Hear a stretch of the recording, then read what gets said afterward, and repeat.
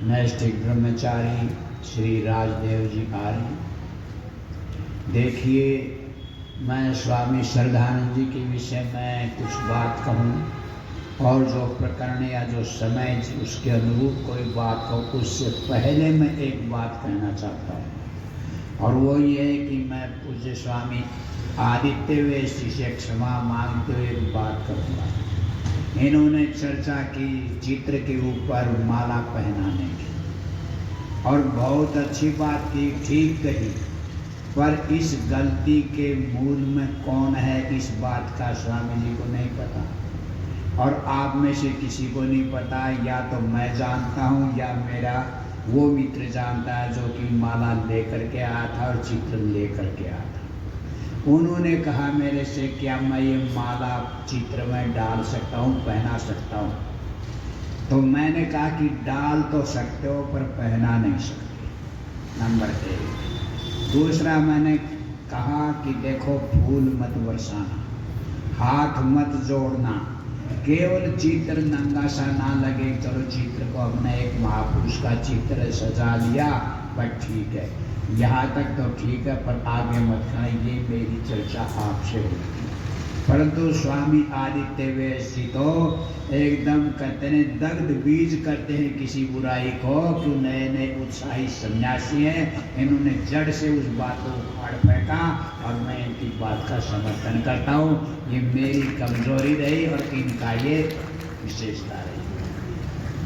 उपस्थित भद्र पुरुषों, जिस समय श्रद्धेय स्वामी श्रद्धानंद जी संन्यास लेने की चर्चा मेरे से कर रहे थे, ये पहली चर्चा हमारी हुई थी जसाना गांव के आर्य समाज में। वहाँ कोई कार्यक्रम हो रहा था, ये इसका मैं भी गुरुकुल मंजावली की ओर से गया था, और स्वामी उस समय शिवराम आर्य जी, पंडित शिवराम जी भी वहाँ पर गए थे, और वास्तव में यज्ञ के ब्रह्मा शिवराम जी थे, करा तो वही रहे थे। मैं तो केवल मात्र जैसे कि होता भी एक आशीर्वाद देने चले जाओ, गुरु का कोई प्रतिनिधित्व कर लो, मैं इस रूप में वहाँ पर गया था। 2 ब्रह्मचारियों को लेकर के वो मंत्र पाठ कर, तब उन्होंने व्याख्यान में कह दिया, जैसे कि आज हमारे ब्रह्मचारी राजदेव जी ने कह दिया कि अब मैं दिसंबर या जनवरी में संन्यास ले लूँगा, आपको खबर मिलेगी। तो ऐसे ही उन्होंने कहा है कि आचार्य जी मैंने संन्यास लेना है, और आप ये बतलाओ कि कब दे सकते हो। फिर ये कहा है कि मैं नाम क्या रखूं। तो मैंने कहा भी देखो, ऐसा है कि लेना आपको कब है ये आपका विषय है। नाम आप जो रखो तो एक ऐसा नाम रखना जो सरल हो। जैसे मेरा नाम प्रणवानंद है, तो मुझे माफ करना, आधे लोग भी मेरा नाम ठीक नहीं बोलते। कोई प्रवर्णानंद बोलता, कोई पर्णानंद बोलता, कोई कुछ बोलता, और कोई व्यक्ति है जो ठीक बोलते रहे, प्रणवानंद बोलता। एक हमारे आर्य समाज के बहुत बड़े विद्वान हैं डॉक्टर सोमदेव जी, उनकी धर्म पत्नी भी पढ़ी लिखी है, वो भी शास्त्री है, और उनके बेटे का नाम है प्रणव। पर वो मेरे से एक दिन कहने लगे कि आपका नाम बड़ा अटपटा है, हमसे बोला ही नहीं जाता। मैंने कहा आप अपने बेटे का नाम नहीं बोलती बहन जी? बोले हाँ, ये तो मैंने कभी सोचा ही नहीं। तो बात ये है कि नाम सार्थक और सरल होना चाहिए। तो ये नाम उन्होंने फिर उसी समय कहा कि मैं अपना नाम श्रद्धानंद रखना चाहता हूँ। तो मैंने कहा कि ऐसा है कि आगे इतिहास में गड़बड़ हो सकती है। भाई श्रद्धानंद सूफी करने वाला गुरु कांगड़ी का संस्थापक ये श्रद्धानंद है कि वो श्रद्धानंद है कि क्या? बोले जी इसका समाधान तो आप ही दो, पर नाम मैं नहीं रखी, मैं श्रद्धा से प्रेरित होकर के ने इस नाम को स्वीकार करता और मुझे बहुत अच्छा लगता है। तो मैंने कहा आप ऐसा करना है। ऋषि दयानंद ने सत्यार्थ प्रकाश के 11वें समुल्लास में आर्य राजाओं की सूची लिखी, और उसमें लिखा उदाहरण के तौर पर, मतलब जैसे एक राजा धर्मपाल हो गए, फिर उसी नाम का कई साल के बाद, मतलब शताब्दियों के बाद दूसरा भी धर्मपाल राजा हो गए। तो वहाँ ऋषि ने लिखा, आप घर जाके सत्यार्थ प्रकाश को देखेंगे तो द्वितीय धर्मपाल, द्वितीय राजदेव, द्वितीय ये को जो यदि नाम टकरा गए, एक नाम के दो व्यक्ति हैं तो हमारे द्वितीय शब्द डाल गया। फिर आपके लिए हमें तो ये करना पड़ेगा कि द्वितीय स्वामी श्रद्धानंद। तो बोले कि ठीक है जी, ऐसा कर लेंगे या कुछ और सोच लो। मन का सोचने में आप स्वतंत्र हैं, मैं तो मोहर लगा दूंगा, जो आप विचार करोगे कर लेंगे। तो ये हमारी बात हुई। फिर वो अपने आप को महात्मा श्रद्धानंद भी लिखने लगे। तो इस बात को लेकर के मैंने उनसे कहा, मैंने कहा अब ये ठीक है, महात्मा आनंद स्वामी, महात्मा श्रद्धानंद। और वो श्रद्धानंद क्या थे, वो महात्मा नहीं लिखते थे, वो स्वामी श्रद्धानंद या आर्य सन्यासी श्रद्धानंद, वो इतना मात्र लिखते थे। श्रद्धानंद सन्यासी ये लिखते, बाद में सन्यासी लिखते। तो अंतर हो गया, वह ठीक है। तब से महात्मा चला। और आज वो जो चित्र जो लाए थे, वो जो सज्जन हमारे सामने बैठे हैं, उस पर महात्मा श्रद्धानंद जी लिखा हुआ है, बहुत अच्छा। तो इसी प्रकार से उनको आप और हम प्रसिद्ध करें। अब रही बात ये कि देखो, मैं एक बात कहना चाहता हूँ कि जब जीवित होता है व्यक्ति, यदि आज के समय में ऋषि दयानंद भी होता तो विचार करना कि हम कितनी उनकी भक्ति करते, कितने उनके आज्ञा में रहते, मुझे नहीं पता। परंतु संशय जरूर है कि कोई कोई गड़बड़ जरूर जीते जी हम कर देते हैं। मरने के पीछे ठीक उस आदमी को हम आकाश में उठाते हैं। और ये आज की नहीं, पुरानी परंपरा है। मैं आपको बतलाता हूँ, आपने कुमारी भट्ट का नाम सुना है, शंकराचार्य के समकालीन थे। शंकर जो कुमारी भट्ट पहले थे, परंतु एकदम लगे हुए से थे। तो कुमारी भट्ट अपने शिष्य को मीमांसा दर्शन पढ़ा रहे थे।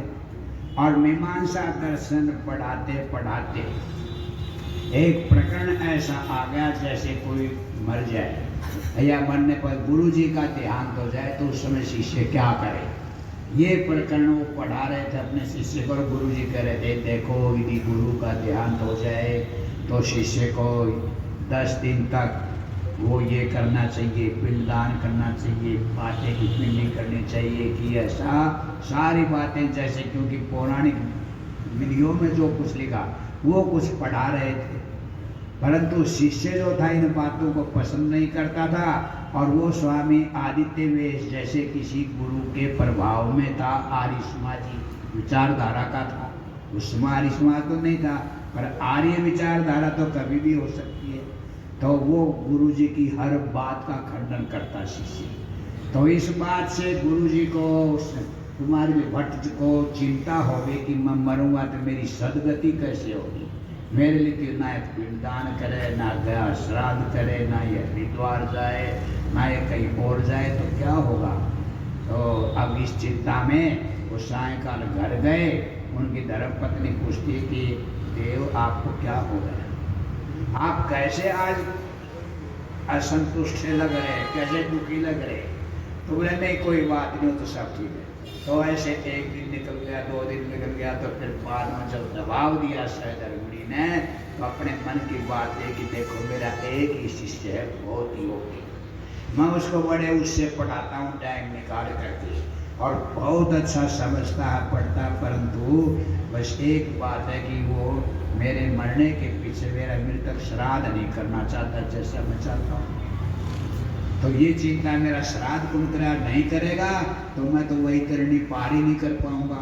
ऐसी बात अपनी धर्मपत्नी से कही कुमारी ने। तो उनकी पत्नी समझदारी करने की, आप ऐसा करो, इसका परीक्षण कर दो, और इसका तरीका ये है कि आप मरने का बहाना करो। मैं कफन उड़ा देती हूँ, चद्दर उड़ा देती हूँ, और आप चटाई बिछा देते हो, नीचे चारपाई बने, तू मरे हुए व्यक्ति को नीचे लेटाते, मरने से पहले ही बल्कि नीचे ले आते। अपने गांव देहात में प्रथाएं हैं। तो उसको चटाई पर कुमारी को लेटा दिया और कपड़ा उड़ा दिया कफन के रूप में, और रोने लग गई। अड़ोस पड़ोस में पता लग गया कि पंडित जी मर गए, कुमारी भट्ट का देहांत हो गया। और ये बात धीरे धीरे धीरे धीरे गाँव में से फैलते फैलते उस शिष्य के पास चली गई। शिष्य भी आता है कि आज गुरु जी का देहांत हो गया, तो अब मुझे कुछ करना चाहिए। तो वहाँ जाके माता जी के पास बैठता है। माता जी अब बताओ क्या करना है, मेरे क्या आदेश, गुरु जी क्या चाहते हैं। बोले भैया तुम ये तो तुम ही जाना, तुम पढ़े लिखे हो बेटा, तुमने जो करना करना। बोले नहीं, वो करेंगे जो गुरु जी की इच्छा थी। और गुरु जी मेरे को पढ़ाया करते थे कि ऐसे पिंडदान करना, ऐसे अस्थि विसर्जन करना, ऐसे ये करना। तो ये अजाबुत कुमारी भट्ट सोता हुआ सुन रहे सारी बातें की चर्चा चल रही है। तो फिर बोले कि अच्छा तो ऐसे ऐसे आटे की पिंड बनाओ, दीपक जलाओ, ये करो वो करो। जब वो करने लगा तो एकदम कुमारी भट्ट खड़े हुए, बोले जितम मया जितम मया जितम मया, मैं जीत गया मैं जीत गया। तो शिष्य कहता गुरु जी जीत तो आप गए, मैंने आपकी बात मान ली, पर मर करके जीते, मृत्यु आ जीते। हाँ मर करके जीते। तो भाई देखो बात, स्वामी श्रद्धानंद जी का संबंध गुरुकुल के साथ है, चाहे वो श्रद्धानंद प्रथम हो चाहे श्रद्धानंद द्वितीय हो। और गुरुकुल का संबंध श्रद्धानंद के साथ था। तो इसलिए क्या है, आप जितना गुरुकुलों को प्रश्रय देंगे स्वामी श्रद्धानंद जी की याद में, उतना ही पाखंड दुनिया से मिटेगा, उतनी अविद्या अंधकार दुनिया से खत्म होगा, और उतनी ही आर्य परंपराएं आगे बढ़ेंगी। फिर ना चित्र के ऊपर कोई हार पहनाएगा, ना कोई फूल बरसाएगा, और फिर क्या होगा, फिर तो चित्र से चरित्र लोग सीखेंगे। श्रद्धानंद का चित्र लगा करके वेद प्रचार करने का संकल्प लेकर के हम अपने घरों की ओर जाएंगे और वेद प्रचार करेंगे। और श्रद्धानंद जी का जीवन पूज्य स्वामी पारिवेश ने बताया और कईयों ने बताया, सब ने बताया। वैसे एक अच्छी बात यह है कि इस इलाके में वक्ताओं की कमी नहीं है, बहुत अच्छे अच्छे बोलने वाले, जो प्रतिनिधि रूप से, कोई पलवल से बोले हैं, कोई होटल से बोले हैं, कोई गांव देहात से बोले, आर्य समाजों के प्रतिनिधि बोले, सब ने बड़े सीमित शब्दों में बड़े ढंग से टाइम से बंद करके बोले हैं। तो आप लोगों को पास कला तो है और स्वाध्याय भी आपने किया। इसकी मूल में स्वामी श्रद्धानंद जी चमक रहे थे, दिख रहे थे कि उन्होंने काम किया है इलाके के अंदर। वो खेल ऐसे रथ लेकर के नहीं चलते थे, ऐसे ही निमंत्रण रोटी खाते नहीं घूमते थे, काम करते थे, लोगों को बनाया है। बस इस नए संकल्प के साथ में आप भी उठो, खड़े हो जाओ, बस फिर आप किरणवंतो विश्वमारी का नाद बुझाने में समर्थ होंगे। वगैरह शब्दों के साथ मैं श्रद्धानंद जी को श्रद्धांजलि देता हूँ, उनके संकल्प में संकल्पित होता हूँ। और हम इसी प्रकार से आर्ष ज्योति, वेद की ज्योति, वेद प्रचार की ज्योति को हम जलाते रहेंगे। बस इन शब्दों के साथ बहुत बहुत धन्यवाद। ओम शांति।